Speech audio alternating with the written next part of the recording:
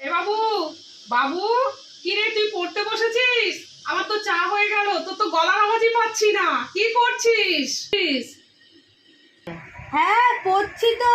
আমি ওই নিউটনের মাথায় কি করে অ্যাপেলটা পড়েছিল আর কে বা ফেলেছিল সেটাই বুঝতে পারছি না, তাই আমার না ওটা হচ্ছে তো, এই পড়ছি তো আমি। কি রে, এখনো তো আওয়াজ পেলাম না।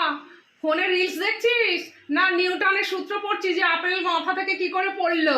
দাঁড়া, আমি যাচ্ছি দেখতে। হ্যাঁ, কই রে, কই রে?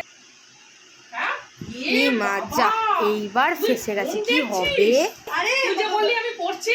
আরে সেরকম ব্যাপার না, মানে আমি সবেই তো খুললাম। তোর সব সময় সবে রে।